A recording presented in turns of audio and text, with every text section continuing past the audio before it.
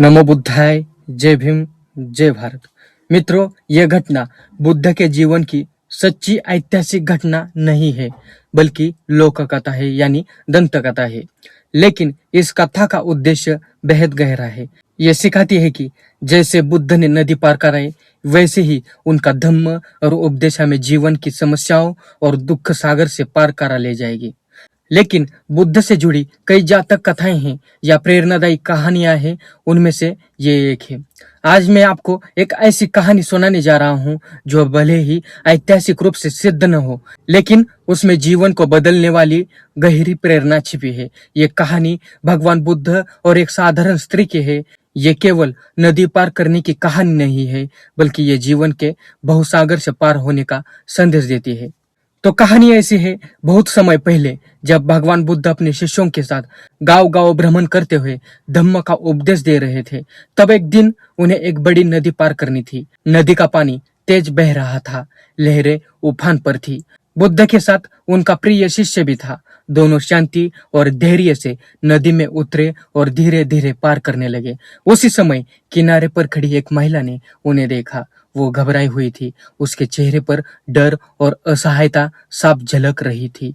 वो जोर से पुकारती है, बनते, मुझे भी इस नदी को पार करना है, लेकिन मैं तैर नहीं सकती।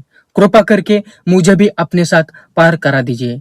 बुद्ध रुक गए। उन्होंने शांत भाव से उस स्त्री की ओर देखा। उनकी आंखों में करुणा थी, लेकिन चेहरे पर गहरी गंभीरता।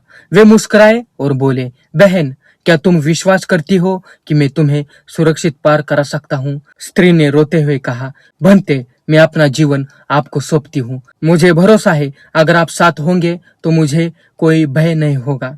बुद्ध ने बिना एक क्षण गवाए उस स्त्री को अपनी पीठ पर बैठा लिया और आगे बढ़ने लगे। तेज बहाव था, लहरें टकरा रही थी, लेकिन बुद्ध की चाल स्थिर थी। उनका मन अडिग था। वे धीरे धीरे लेकिन दृढ़ कदमों से नदी पार करते चले गए। कुछ समय बाद वे सुरक्षित दूसरी ओर पहुंच गए। स्त्री भावुक होकर बुद्ध के चरणों में गिर गई और बोली, बनते, आपने केवल मुझे नदी से पार नहीं कराया, आपने मेरे जीवन को भी बचा लिया। अब से मैं आपके बताए मार्ग पर ही चलूंगी। बुद्ध ने मुस्कुराते हुए उत्तर दिया, बहन, जीवन की ये नदी तो छोटी है। सच्चा साधक वही है जो दुख सागर को पार करे। धम्म ही वह नाव है जो हर जीवन को पार करा सकती है, और विश्वास वो शक्ति है जो नाव को किनारे तक पहुंचा देती है।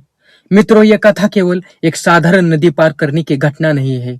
ये हमें जीवन का सबसे बड़ा सत्य सिखाती है। पहली सीख है नदी का जल। जीवन की कठिनाइयां, जीवन में समस्याएं कभी रुकती नहीं। वे लहरों की तरह लगातार आती रहती हैं। हम सब साधारण मनुष्य, हम सब असहाय होकर कभी ना कभी सोचते हैं कि हमें कोई सहारा मिले। जब हमारे जीवन में ज्ञान और सही मार्गदर्शन नाता है, तो हम सुरक्षित पार कर जाते हैं। विश्वास एक पार होने की शक्ति है। बिना विश्वास के कोई भी हमें नहीं बचा सकता। जैसे उस स्त्री ने बुद्ध पर विश्वास किया, वैसे ही हमें अपने गुरु और अपने लक्ष्य पर विश्वास रखना चाहिए। अब जरा सोचिए, आज हमारे जीवन में कितनी नदियां हैं, यानी कितने संकट हैं। कभी ये नदी होती है पढ़ाई का दबाव, कभी ये होती है नौकरी की चिंता, कभी हमें स्ट्रगल करना पड़ता है, कभी ये होती है कि पारिवारिक जिम्मेदारियां, कभी ये होती है मानसिक तनाव और अवसाद। इन सब नदियों को अकेले पार करना कठिन है, लेकिन अगर हमारे पास सही गुरु, सही विचारधारा और सही विश्वास हो, तो कोई भी नदी हमें डुबा नहीं सकती। मित्रों, इस कहानी से हमें तीन बड़ी बातें सीखने को मिलती है। पहली, गुरु का महत्व। जैसे नदी पार करने के लिए स्त्री ने बुद्ध का सहारा लिया, वैसे ही हमें भी जीवन में किसी मार्गदर्शक की आवश्यकता जरूर पड़ती है।